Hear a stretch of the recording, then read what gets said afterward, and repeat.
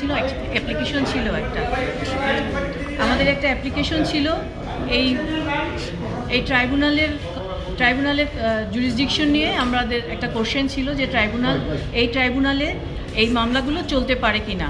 যুদ্ধাপরাধ ট্রাইব্যুনাল, এই ট্রাইব্যুনালটা 1973-তে হয়েছে। এটা হচ্ছে যুদ্ধাপরাধ ট্রাইব্যুনাল এবং এই ট্রাইব্যুনাল হওয়ার পেছনে একটা ইতিহাস আছে, যেটা আমাদের সংবিধানের 150 ধারা আর্টিকেল 150-এ এটা স্পষ্টভাবে বলা আছে কেন এই ট্রাইব্যুনালটা হয়েছিল।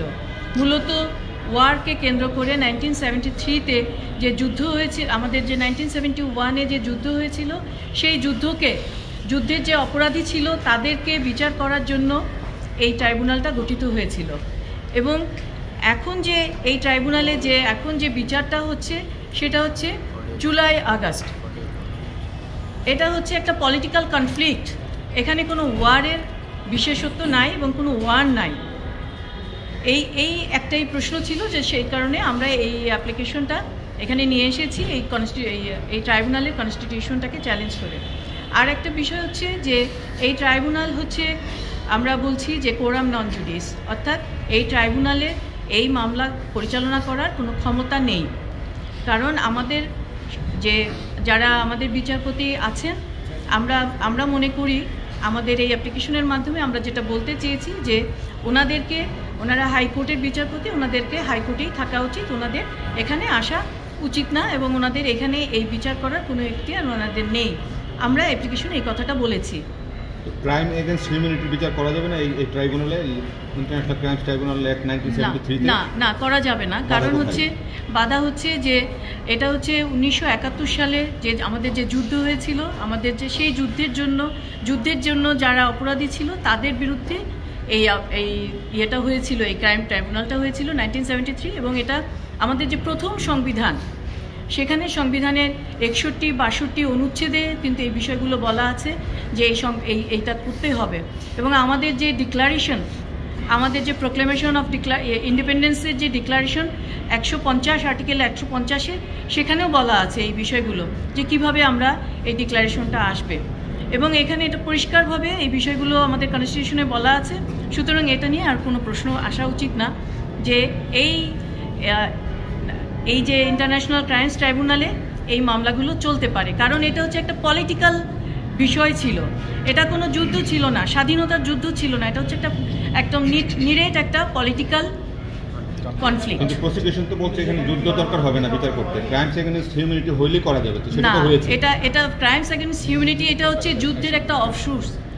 এটা হচ্ছে যেমন ধরেন একটা গাছের যে বিভিন্ন ডালপালা থাকে, ঠিক ওরকমই ক্রাইম। এটা যুদ্ধ, ওয়ার থাকতে হবে। ওয়ার থাকলে ওয়ারের সময়ে যে আপনার যে জেনোসাইড হয়েছে, ওয়ারের সময়ে যে অ্যাবডাকশন হয়েছে, ওয়ারের সময় যে রেপ হয়েছে, এগুলো হচ্ছে মেইন যে কগনেট ল, যেটা মাদার ল হচ্ছে ওয়ারটা থাকতে হবে। এবং এই ট্রাইব্যুনালটা এই কারণেই, আপনি যদি মনে করেন যে হ্যাঁ আলাদা করে আপনি বিচার করবেন, আমাদের দেশের যে প্রচলিত আইন আছে সেই আইনে কিন্তু অলরেডি এই বিষয়গুলো নিয়ে কিন্তু মামলা হয়েছে এবং মামলা কিন্তু চলমান। এবং এটা হচ্ছে আবার দ্বিতীয়বার কিন্তু এখানে আবার এসছে, এই একই অপরাধী নিয়ে আবার দ্বিতীয়বার এসছে।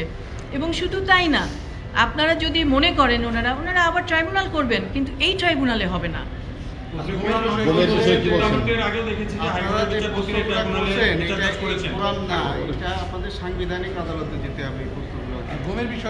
আইনের নিয়ম হচ্ছে, যে কোনো আইন যখন আপনি যে কোনো কোর্টে যখন আপনার বিরুদ্ধে একটি অ্যালিগেশন আসে, সেই কোর্টে আপনি যাবেন যে যদি আপনি মনে করেন যে আপনার এই কোর্টের সেটা অধিকার নাই, এখতিয়ার নাই, সেটা আপনি ওই কোর্টে যেয়ে বলতে পারেন।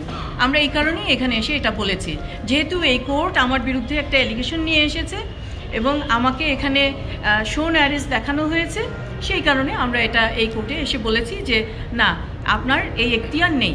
আমরা অবশ্যই উচ্চ আদালতে যাব যদি আমাদের পছন্দ মতো, এখানে যদি দেখি যে না, এখানে আমরা যে অ্যাপ্লিকেশনটা করেছি, আমাদের অ্যাপ্লিকেশন যদি রিজেক্ট হয়, অবশ্যই আমরা উচ্চ আদালতে যাব। প্রসিকিউটর বলেছেন যে আমি তো আপনাকে বললাম যে আমরা মনে করছি যে এই আইনটা হচ্ছে এই ট্রাইব্যুনালটা হচ্ছে 1971 সালে আমাদের মহান মুক্তিযুদ্ধের সময় যে অত্যাচার নিপীড়ন হয়েছিল তার কারণে এই ট্রাইব্যুনালটা গঠন হয়েছে। ওইটা বুঝছি, আপনারা কি সরকারের বৈধতা নিয়েও প্রশ্ন তুলেছেন?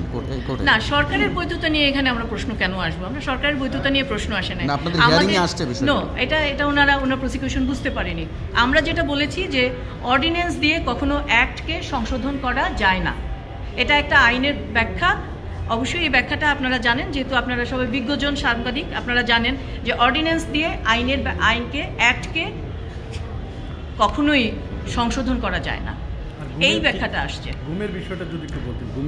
এই গুমের বিষয় নিয়ে তো আমাদের আজকে কোনো অ্যাপ্লিকেশন ছিল না। আজকে অ্যাপ্লিকেশনটা নিয়েই আমি আপনাদের সাথে কথা বলতে চাই।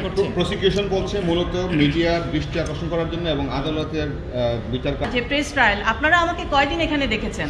আপনারা এখানে আমাকে দেখেন না, এবং আমি কিন্তু এখানে আসতেও চাই না কখনো। আপনাদের অনুরোধের জন্য কিন্তু আমি এখানে এসেছি। উনি ওনার মনের মাধুরী মিশিয়ে উনি প্রসিকিউশন সবসময় এখানে বক্তব্য দেন। ওনার প্রথম বক্তব্য, বিভিন্ন রকমের বক্তব্য আছে। আমি আপনাদের কাছে একটা জবাব আমি আপনাদের কাছ থেকে আশা করব যে একজন যখন কারো বিরুদ্ধে কোনো অভিযোগ আসে, অভিযোগ তদন্ত হবে, চার্জশিট হবে, তারপরে সেটা বিচার হবে, তারপরে আপনি তাকে অভিযুক্ত হিসাবে দাবি করবেন। তার আগে তো আপনি তাকে অভিযুক্ত হিসাবে দাবি করতে পারেন না। কিন্তু প্রসিকিউশন কি করছে?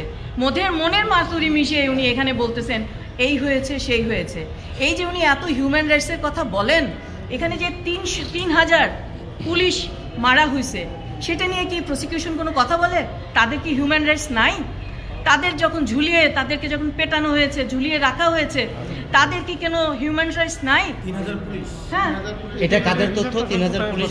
এটা আমার তথ্য না, এটা হচ্ছে আমি জাতিসংঘের সনদের যে তথ্য যেটা সেখানেও আছে। এটা তো আপনাদেরই তথ্য, আপনাদের কাছ থেকেই আমি আপনাদের কাছ থেকেই পেয়েছি। 3,000 পুলিশ সদস্য মারার কোনো 3,000 হোক আর 2 জন হোক, মেরেছে তো। না, সংখ্যাটা তো মেরেছে তো। সংখ্যা না। তো সেই মারাটা যে উনি মেরেছেন, তাদের কি কোনো হিউম্যান রাইটস নাই? তাদের হিউম্যান রাইটস আছে কি না আছে বলেন? এই যে অনেক মানুষকে, আরেকটা বিষয় আমি বলি, এই যে প্রসিকিউশন আরেকটা আমাদের যে গেজেট হয়েছে একটা, যে কতজন আমাদের লোক এখানে, কতজন ছাত্র মারা গেছে, এই গেজেটটা নিয়ে আমি একটা প্রশ্ন করে যেতে চাই আপনাদের কাছে। সেটা হচ্ছে যে এখানে আমি একটা লিস্ট পেয়েছি 800 সামথিং। এখন 876। হ্যাঁ, এখন এই লিস্ট 876 বা কিছু, যারা ফিরে আসছে তাদের সাথে ইনক্লুড কিনা আমি জানি না। এটা নিয়ে একটু তদন্ত হওয়া উচিত।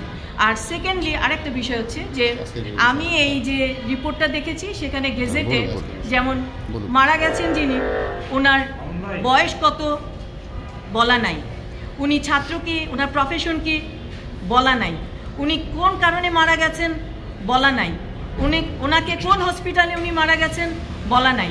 সুতরাং এটা নিয়েও কিন্তু একটা বিতর্ক আমার মনে হয় ভবিষ্যতে আসবে। এটাও সঠিকভাবে হওয়া উচিত। দেখেন, যে কোনো মৃত্যুই কিন্তু অত্যন্ত দুঃখজনক, সঠিকভাবে সব কিছু হওয়া উচিত। আপনাদের অনেক ধন্যবাদ। সিনিয়র দাঁড়ায় আছেন, আমি ওনাকে গাড়িতে তুলে দেব। অনেক ধন্যবাদ।